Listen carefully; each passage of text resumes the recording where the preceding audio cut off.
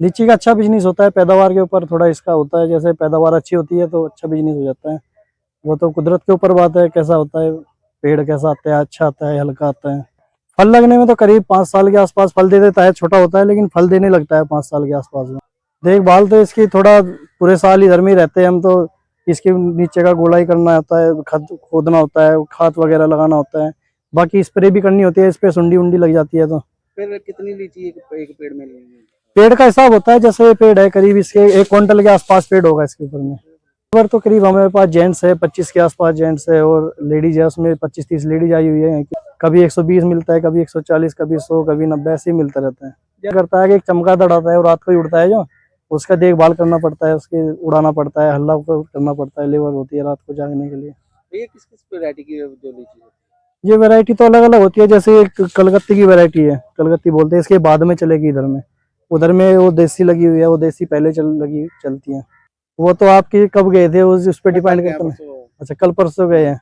तो वैरायटी उसके खूबसूरती के ऊपर भी होता है ना, जितना खूबसूरत माल होगा इतना महंगा बिकेगा, जितना हल्का माल होगा उतना सस्ता बिकेगा। जैसे हमारा ये दाना अलग हो जाता है लीची में से टूट के, वो मंडी में 60 रुपये 70 रुपये बिकता है, फिर वो 100 रुपये बिकेगा रेडी पे, या वो बेचेंगे रिटेलर में, और होलसेल में 60-70 बिकेगा।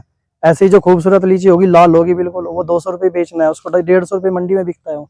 ये जैसे डेढ़ कि सौ एक आप सौ कह रहे हैं चालीस देहरादून की और पंजाब की और बिहार की और लीची, जो इनमें फर्क क्या होता है?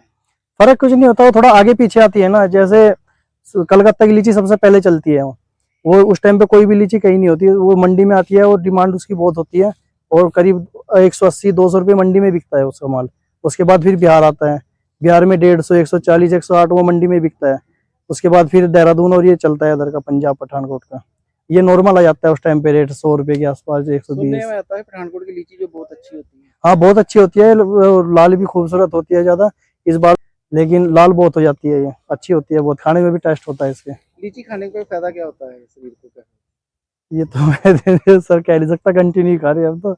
और ये तो इस बारे में जानकारी पता क्या। भैया इसकी देख रेख कैसे करते हो? देख रेख तो सर जी, इसमें पानी जो स्टार्टिंग होती है, एक दो इसमें स्प्रे होती है, जैसे सुंडी वगैरह आ जाती है वो नुकसान करती है ना, पत्ते भी खाती है, फूल भी खाती है, इसका जो छोटा दाना होता है वो भी खाती है। शुरू में तो उसकी स्प्रे होती है, उसके बाद जब थोड़ा मोटा दाना हो जाता है फिर पानी की देख रेख होती है इसमें। करीब 6-7 बार इसमें पानी लगाना पड़ता है, कंटिन्यू पानी ठंडा रहना पड़ता है इसके नीचे से, घास भी रहता है और पानी भी कंटिन्यू देना रहता है इसमें। जैसे आजकल मौसम चेंज हो रहा है, जैसे गर्मी नहीं बहुत ही पड़ रही, उसका ही फायदा मिलता है इसको? हाँ, ठंडा में थोड़ा फायदा मिलता है इसको।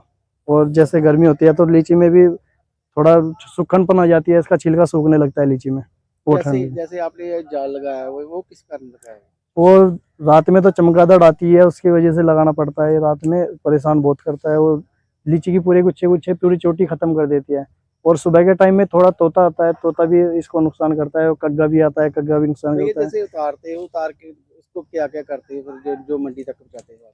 इसमें लीची में, हाँ। लीची को उतार के पहले तो हम लेडीज के पास ले जाते हैं, उधर में लेडीज उसको सफाई करती है, जो अच्छा माल होता है उसको अलग निकालती है, डैमेज माल को अलग निकालती है, और थोड़ा लाल को, ज्यादा लाल को अलग निकालते हैं, 2-3 इसकी वैरायटी बनाते हैं, उसके हिसाब से फिर इसको मंडी में सप्लाई करते हैं। आपका नाम क्या है? मेरा नाम शाहिद है सर। आपका मोबाइल नंबर? 8445668603।